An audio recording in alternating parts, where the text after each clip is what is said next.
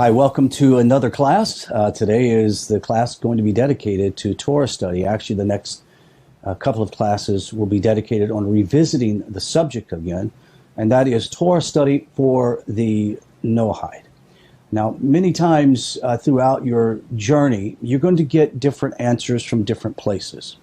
Today, hopefully, we'll have a definitive answer as to the goals of a Noahide in their study, what they should study, and what could be prohibited in their study. Now, we're going to delve into this, but I first want to make a statement that is a logical and practical statement. First of all, there is no Torah police in the Jewish world, no one there to stop you from studying. No one can prohibit you from studying. Now, there is a warning from the Talmud that talks about the Noahide who studies Torah can be punished by death. And of course, we found out in earlier classes this was not about death by the hand of a Jewish court, but rather the death by the hand of Hashem. The reason why that it's stated emphatically is it is trying to demonstrate the importance of study and the importance of knowing what to study, to treat the law of Hashem with tremendous amount of reverence and appreciation and respect.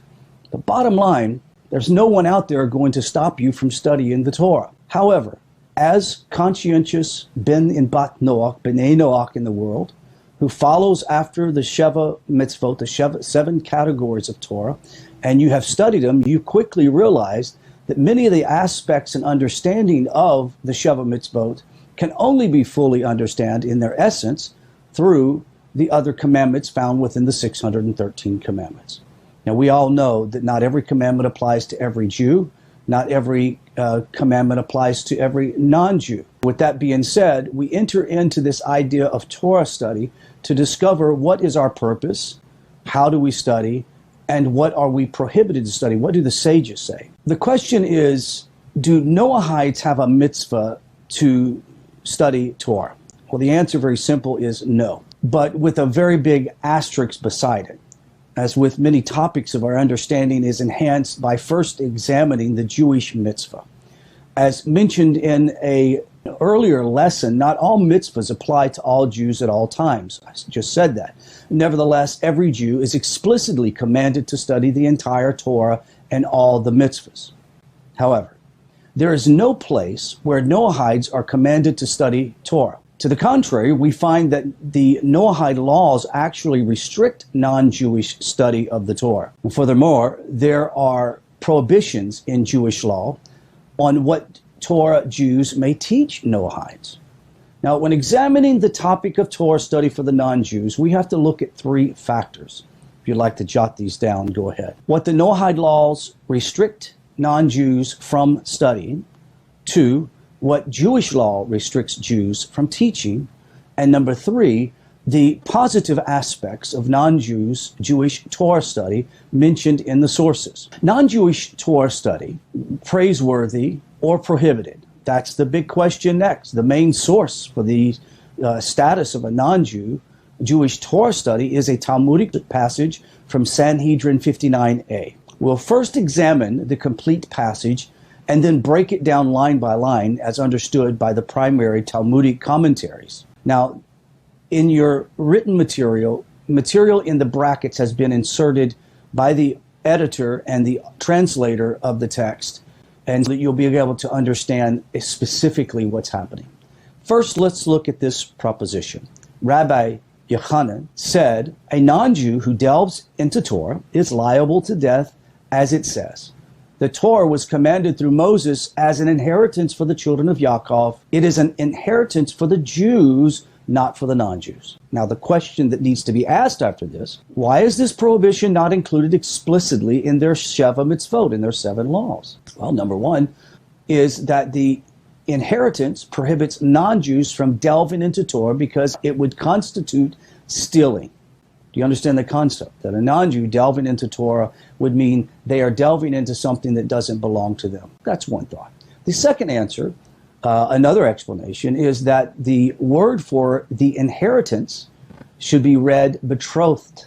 Therefore, a non-Jew who studies Torah is considered to having committed adultery with a betrothed woman. Now, the challenge to this presupposition is this. The other rabbis challenge this teaching from a Beresa. Rabbi Meir would say, from where do we know that even the non-Jews who delve into the Torah study is like a Kohen Gadol, high priest? For it is written that Adam, a man, shall keep them and live through them. The verse does not say Kohanim or Levi or Israel, and what shall do to live through them, but rather a man, Ha'adam, or the man. Let's look at some other answer and resolution. There is a Beresa with Rabbi Meir is referring to a non-Jew who studies his Sheva mitzvot. Rabbi Yochanan is referring to a non-Jew who studies mitzvot and Torah that have no application to him. There are two different things here. Now, Rabbi Yochanan said a non-Jew who delves into the Torah is liable to death, as it says, the Torah was commanded through Moshe, was an inheritance to the children of Yaakov. It is an inheritance for the Jews, not for the non-Jews. As will all Talmudic discourse, this section opens with a preposition supported by proof. Prepositions are either supported by logic or scriptural verse. And in this case, Rabbi Yochanan invokes Deuteronomy 33, verse 4, as his source for the proposition that apparently all non-Jews Jewish Torah study is prohibited. We must ask this question: why is this a prohibition not included explicitly in the 7 laws? The Talmud is surprised that a prohibition serious enough for the live death penalty is not recorded explicitly as a part of the Noahide laws. The Talmud explains, though not specifically listed, it is part of the Noahide laws via derivation. Here's one answer. The explanation is that the inheritance prohibits non-Jews from delving into the Torah because it would constitute stealing.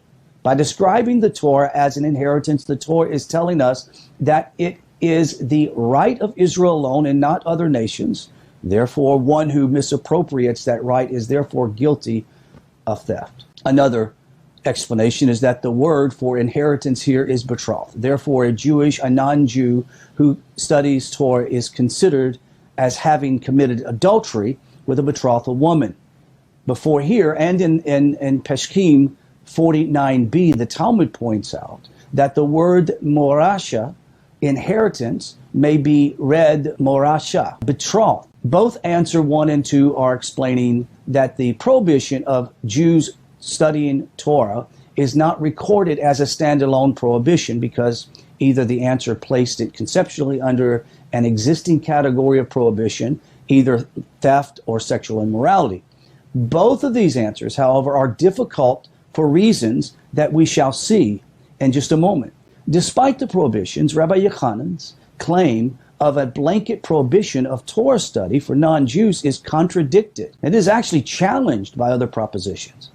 They, the other rabbis, challenged this teaching from Beresa. Rabbi Meir would say, from where do we know that even a non-Jew who delves into Torah study is like a high Kohen Gadol, a high priest? For it is written that Adam, a man, shall keep them and shall live through them. The verse does not say a Kohen, Levi, Israel shall do or live through them, but rather a man. The word Adam can refer to mankind, a man, humanity, the first man, depending on the context and usage. Typically, in the Tanakh, Adam implies the nation of Israel. Rabbi Meir argues that in this verse, Adam should be understood in the universal sense of Jew and non-Jew alike. The proof verse here teaches that all mankind can benefit from the Torah. The comparison of a non-Jew who delves into Torah with a high priest is derived from Shem, the son of Noah. Shem was the leading scholar of the Noahide laws in his time and was praised as the priest of God on high, Melchizedek, or Melchizedek. The Talmud challenge is essentially asked, how do we square Rabbi Yochanan's derivation of prohibition of non-Jewish Torah study with Rabbi Meir's apparent endorsement of it? There is a Beresa with Rabbi Meir. He is referring to a non-Jew who studies his 7 mitzvahs. Rabbi Yochanan is referring to a non-Jew who studies mitzvahs and Torahs that have no application. Now, the conclusion of the Talmud, as is often the case, is that Rabbis Yochanan and Meir are not arguing, rather they agree and teaches 2 sides of the same issue. Rabbi Yochanan, non-Jews who study areas of Torah that do not apply to them are liable to death. Rabbi Meir, non-Jews who study parts of the Torah which do not apply to them are comparable to Shem, the priest of God. Non-Jews may only study those portions of the Torah that are essential to their practice and faith as Noahides, as of the Torah that pertains only to Jewish mitzvot are prohibited.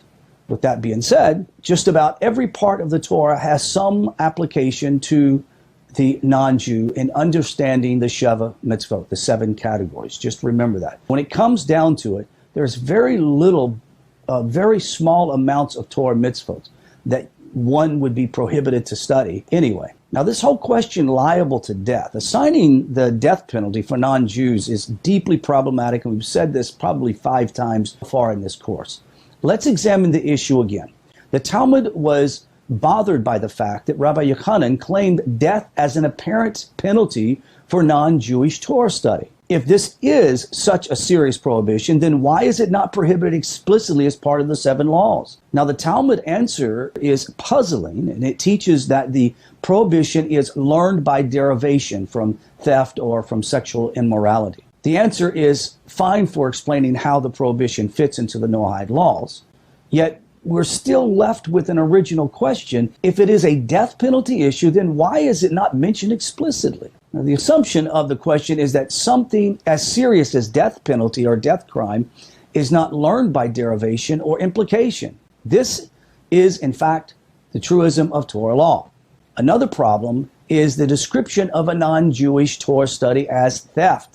A specific requirement of actionable theft under Torah law is the loss of tangible property. Non-Jewish Torah study does not result in the loss of any property from the people of Israel, the Jewish people. Therefore, the case shouldn't even be tried. Similarly, if non-Jewish Torah study is compared to adultery, it certainly cannot be tried as adultery because actual adultery never happened. Clearly, we see that the death penalty can never be administered for a non-Jew learning Torah. What is Rabbi Yochanan's point in telling us this? The Maimonides, C and I, apparently noted the same issue, writing this from Hilchos Malachim 8:10. Moshe gave over the Torah and the mitzvahs only to Israel, an inheritance to the children of Israel. It is also permitted for anyone who wants to convert. Here's another one, Hilchos Malachim 9:10. A non-Jew who learns Torah is obligated to the death penalty. He may learn only the Sheva mitzvot. If he learns Torah, keep Shabbos, or look on new mitzvahs, we beat him and punish him and inform him that he deserves death. However, we do not actually kill him. Now, the Rambam tells us that although the non-Jew is obligated to death, he is not actually put to death. The Meri, Yad David Kesef, Mishnah, and all other commentaries explain that a non-Jew who studies Torah is in fact liable to death penalty. However, their sentence is only carried out by the hands of heaven and not a human court, as we'll discuss this point further in another lesson. There are types of study and types of Torah to be studied. In the above quoted section of the Talmud from the Sanhedrin, it is important to note that the Torah study is never referred to. Instead, the Talmud only discusses the delving into the Torah. What is the difference between Torah study and delving into the Torah? Learning Torah and delving into it. Also, what is called Torah? As for the sake of this prohibition, does it mean the written Torah, or does it mean the oral Torah? Is it about the Kabbalah or the Midrash? These have to be answered. The Mari summarizes the views of the sages as the following. The prohibition is only if he is involved in Torah, not for the sake of keeping the mitzvah, but only because he desires to fathom the wisdom of the written and oral Torahs. Do you get that? But speaking of someone who studies into them not for the desire to keep the mitzvah, but to fathom the wisdom, to garner some benefit that was not derived for them. The Miri is telling us 3 things. The delving means learning deeply to fathom the wisdom of the Torah. And the prohibition of delving applies to both the written and oral Torah. 3, that delving is permitted for the sake of learning the Noahide laws, but not for learning any other areas of the Torah. This implies that basic non-delving learning even of areas not related or relevant to Noahides, is permitted. Delving versus learning. Let's look at this. The distinction between delving and learning for the purpose of Torah law is explained by Rabbi Chaim Sofer in his Mishnah Chaim. Rabbi Sofer divides the Torah study into two categories, Mishnah and Gemara. Now, there are actual texts called Mishnah and Gemara, and we have discussed them previously. However, the categories of Mishnah and Gemara discussed here refer to categories of Torah study. For simplicity now, we're going to refer to the text of the Mishnah and Gemara in capital letters in the text and the categories in lower letters. The categories of Mishnah refers to anything composed for the sake of basic knowledge, whether it is the oral or written law in contrast. Gemara refers to the derivation of laws and exploration of the deeper meanings and structure within the text, either oral or written. All study of Mishnah is permitted for Noahides, while the only Gemara permitted is that which pertains to Noahide observances. Another very important point here is that the method of study and material study are fundamentally the same thing.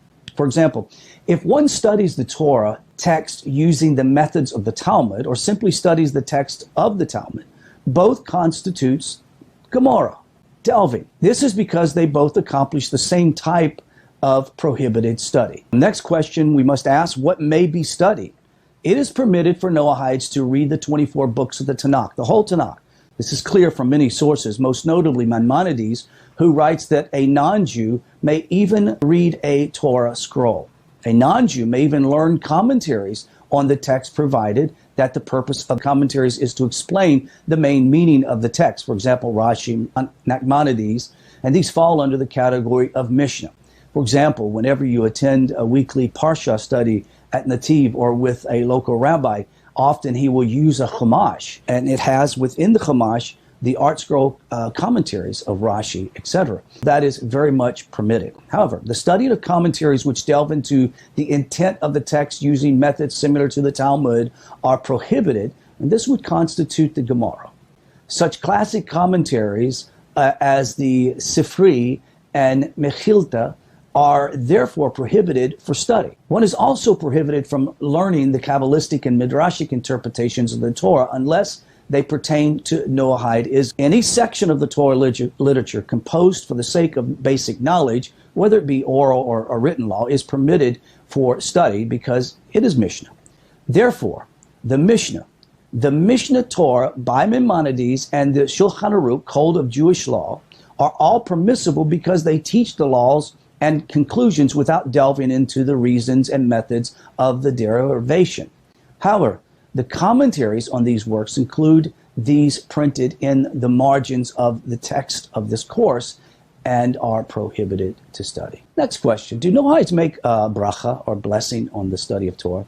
Well, there's no commandment of Torah study for Noahides intrinsically, and a non-Jew never needs to study the Noahide laws.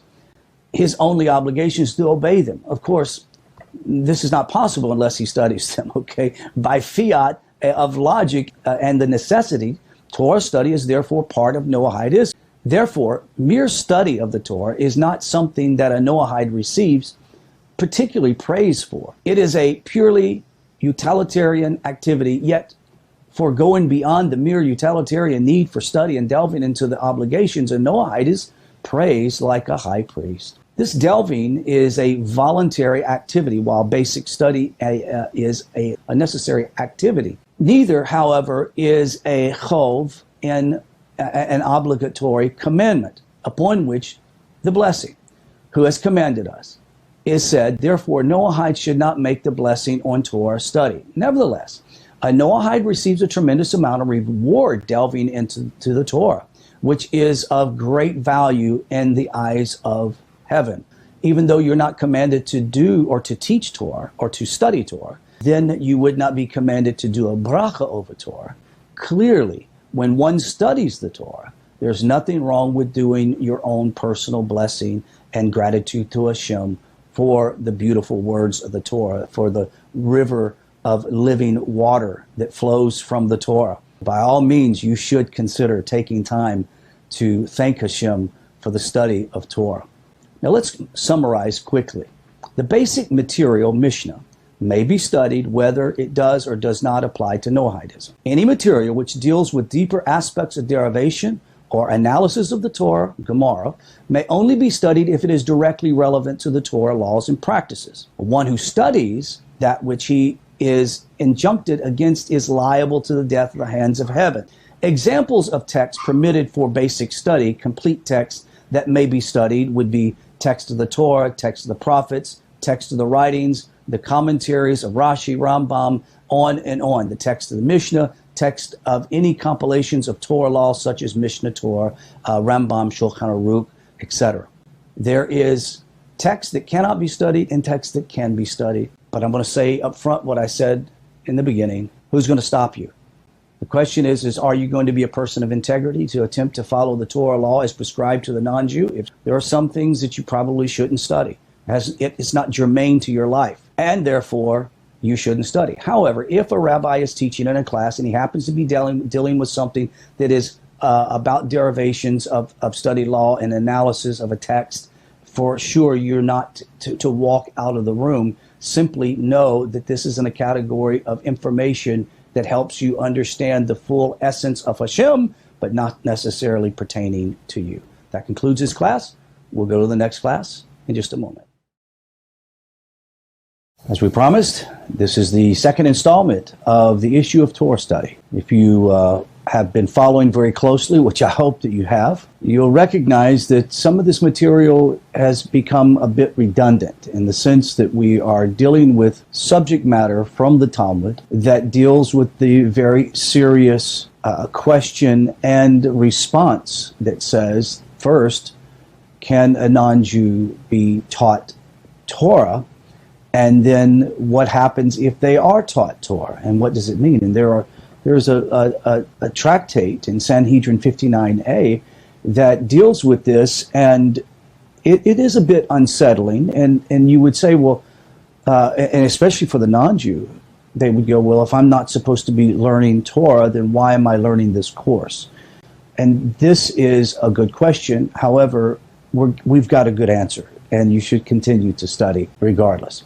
As I said, in Tractate 59a, it teaches that a non-Jew who delves into his laws deserves honor and respect like a Kohen Gadol. That means that a person that studies the Torah concerning the Sheva Mitzvot and all of its derivations, all of its connections within the 613, he's like a high priest.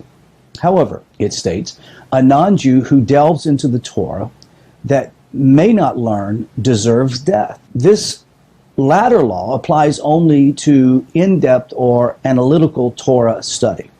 Now, superficial explorations of any part of the Torah are permitted to anyone. In this lesson, we're going to look at non-Jewish Torah study from the other side, the Jewish prohibition of teaching parts of the Torah to the non-Jews. While this prohibition devolves on Jews, it has implications for Noahides and is therefore important to know. Chagiga 13b, teaching Torah to non-Jews, in Chagiga 13b, the Talmud states the following, said Rav Ami, do not give over the words of the Torah to a non-Jew, for it is written, he did not do to any other nation, and of his laws they were not informed. Psalm 147, 19 and 20. Tosafot to Bava Kama 13a understands this verse as commanding a positive mitzvah to Jews to safeguard their unique relationship with their Torah.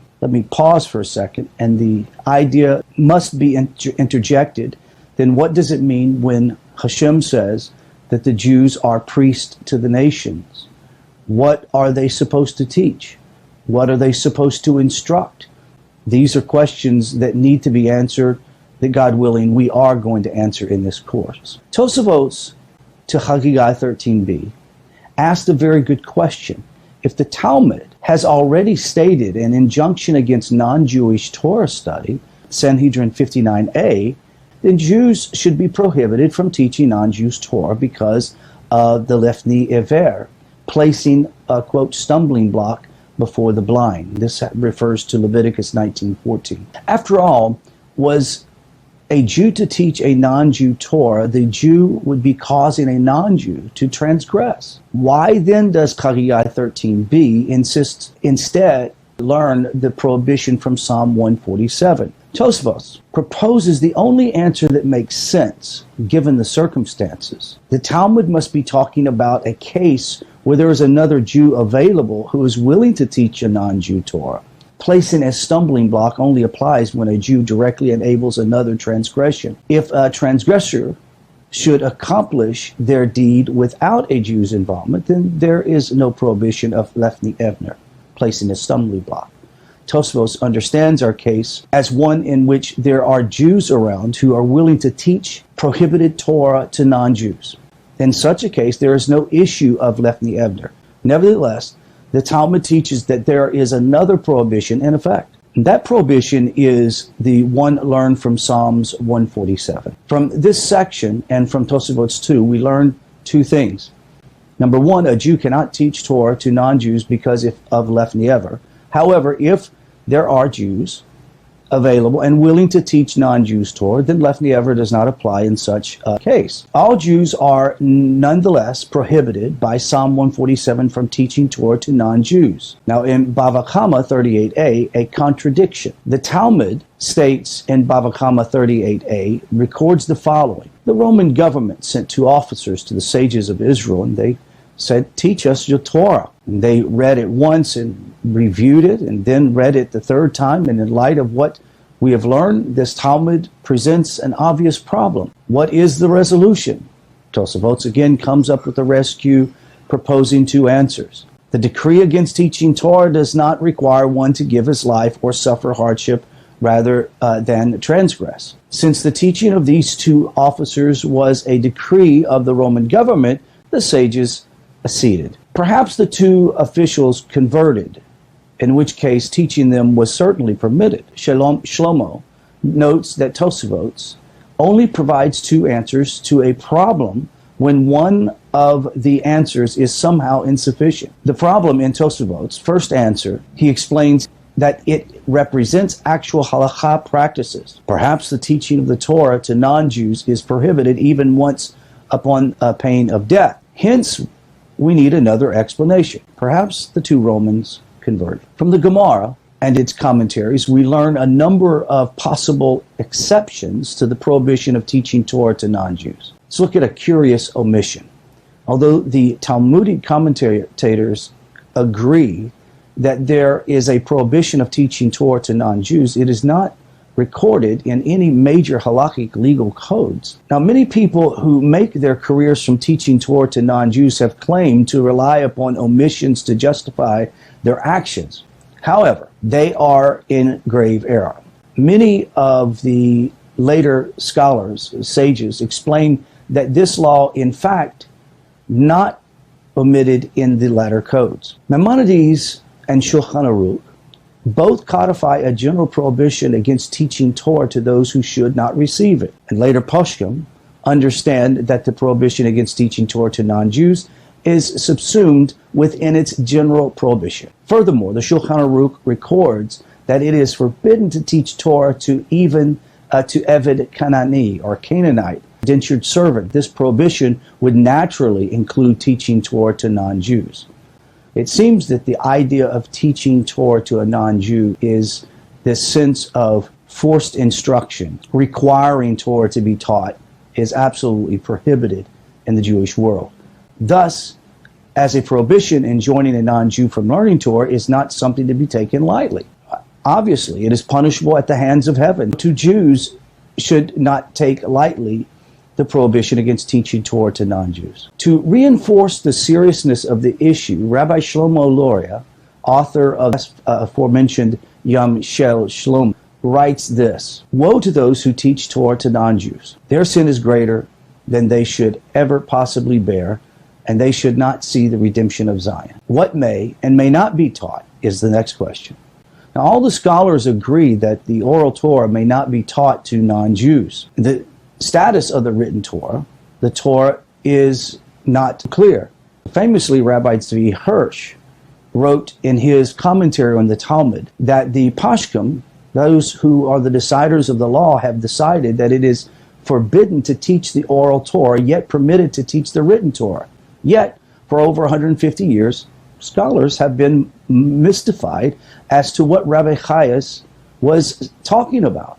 There is no proper pashkim who makes such a distinction. Support, however, might be implied in the earlier sources. The book that we mentioned before, Yamshel Shlomi, seems to understand the Talmud's prohibition as directed only at teaching the oral Torah. We may infer that the Yamshel Shlomo would permit teaching the written Torah. Now, there are plenty, though, who oppose teaching even the written Torah to non-Jews. Most important is the Shelti Gibborim, who holds that one may not teach Chumash, but may teach the prophets and the writings. Now, we have opinions all over the place. We have ideas that one can't study Torah. Yes, they can study Torah. If they study Torah, it can only be the written Torah. Then one says, well, it can't be the written Torah with the Chumash, but it can be the prophets and the writings. The Pashkim have not reached a clear consensus on this issue. There are some of the opinions of others that we will list at this time. Rabbi Naftali Tzvi Yehuda Berlin holds that it is permitted to teach the written Torah to non-Jews because God commanded Joshua to write the Torah in 70 languages. Therefore, it must be permissible to teach if God himself has ordered it to be made accessible to non-Jews. Once again, I remind them, the Jewish people are priests to the nations, then what are they to preside over in their priestly duties? The Yehuda Yahala permits teaching the written Torah because the Talmud only prohibits non-Jews from delving, which implies studying the oral Torah. Rabbi Ovadia Yosef, in his Yaba Omer, prohibits teaching oral or written Torah to non-Jews. Now, let's pause for a second. The reason why it's important for you and I to continue a scholarly ascent to understanding what did these rabbis mean when they say non-Jews. Are they using the blanket term any goy, or are they talking about the pious non-Jew who accepts the Sheva mitzvot? Because clearly we have texts that say the opposite, that if a person has rejected avodah zarah and idolatry, and they've taken upon them the Sheva mitzvot, and they believe in the God of Abraham, Isaac, and Jacob, then there is no Torah that they should be restricted from being able to study as long as it is associated with them understanding the 7 mitzvahs. Now, Rabbi Moshe Feinstein and Eliezer Yehuda Waldenberg declined to decide completely between the Yamshel Shlomo and the Shelti Gibborim, and their conclusions are hedged. Ideally, one should not teach the written Torah to non-Jews. If one does, he should not be rebuked because he has support upon which to rely, and one may definitely teach the prophets and writings to non-Jews. Their view is the most widely relied upon. Now, Rabbi Yosef Shlomo, based upon the Zohar, Rabbi Elishev states that one may teach no part of the Torah whatsoever to non-Jews other than what's relevant to Noahide laws. Let's talk about teaching Noahides. The sages conclude that Jews are permitted and even encouraged to teach non-Jews as part of the Torah related to their Noahide obligations. However, the extent of what may be taught is subject to some disagreement and maybe continues to be a debate amongst the sages of Judaism to this day. The Maharshal is strict that only the basic tenets of what is permitted and forbidden may be taught to Noahides, but not anything else. They should be left on their own to delve deeper. Others, such as Maimonides, are much more lenient. The degree of the instruction that Jews may provide to the Noahide laws is a matter of varying opinions. Let's talk about one attending a Torah class. Non-Jews may only attend classes on material that is permitted for them to learn. Therefore, Noahides may attend classes on the weekly Parsha or very basic classes of Mishnah and Torah law. However, classes on the Talmud, Midrash, and Kabbalah are prohibited. Now, if one has a rabbi that is teaching them, and they clearly know your position as a pious non-Jew, and he invites you into the class, There is no prohibition. Your rabbi can make the decision to teach you what they feel that they should teach you. Bottom line. And even though we list these prohibitions and the opinions on the prohibitions, clearly it is not set in stone. It is not something very specific that says yes and no. It's not a black and white issue. If a non-Jew does sit on such a class, the question is must the teacher stop teaching until the non-Jew leaves? Well, Rabbi Moshe Feinstein was asked a very similar question. He answered that the prohibition of teaching Torah implies only when the instruction is actually directed or intended for non-Jews. If the instruction is intended for and directed to non-Jews, yet a non-Jew happens to sit in, there is no transgression committed from the side of the Jew. However, the non-Jew is transgressing his own prohibition by studying that which is prohibited to him. Hence is Chabad.org and many Jewish websites and the volumes of Torah teaching on YouTube. Just a matter of 20 years ago or 15 years ago, there was hardly any of that material available online. And now it's available for the full world. As I said in last class, who is going to stop you from studying Torah? No one is going to stop you. And by all means, if you desire to learn more about Hashem and learn more about developing and growing in Hashem, your Musar, your character traits, etc., then by all means, the whole book is available to you. Quick summary, Jews are prohibited from teaching Torah to non-Jews, meaning Jews are not to go door to door and proselytize or knock on doors and, quote, evangelize and missionize non-Jews. It is something that is prohibited. This is what this means when it talks about teaching Torah to non-Jews. It does not mean that if a person declares himself to be a ben or bat Noach and goes to a Jew and say, would you teach me the Parsha? Would you teach me the ways of a Noahide? Well, by all means, they should be allowed to do it, and there is no prohibition. This prohibition is specifically talking about people that, number one, are, say, being forced to be taught, and number two, those who would learn Torah law that has no application to that person at all. Once again, nothing stopping you from learning, but what's the point? Why study and spend energy studying parts of the Torah law that have no application to you, except maybe that it would help you understand Torah logic? I get that. That makes sense. The second thing in the summary is the sages agree that Jews should instruct non-Jews in the Noahide laws. Number three, there is a significant disagreement as to the extent and depth of the instruction. While non-Jews may delve as deeply as they wish into their obligations, many authorities do not permit Jewish assistance in this. There is a variety of contemporary rabbinic opinions and practices. For, we learn, Jews may not teach the oral Torah to non-Jews. However, without the oral Torah, how are you going to understand many of the tenets of the Shavah Mitzvot? See, we're back at it again.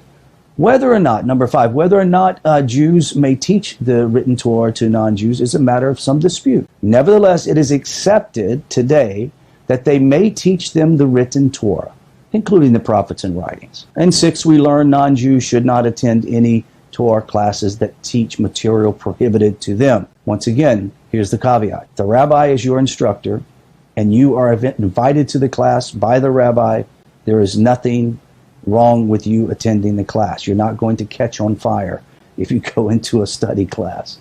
If a non-Jew does attend such a class, the teacher does not need to stop teaching. However, this continuous teaching should not be in condoning a non-Jew's participation. The idea is if you happen to be in a Torah class that gets into detailed analytics of a text that is describing the responsibility, say, nidah, which is the purity right for a female in a marriage, and you think, well, this has no application to me, and I'm not sure that this has any benefit to me at all. There's nothing wrong with you acquiescing and just leaving the room.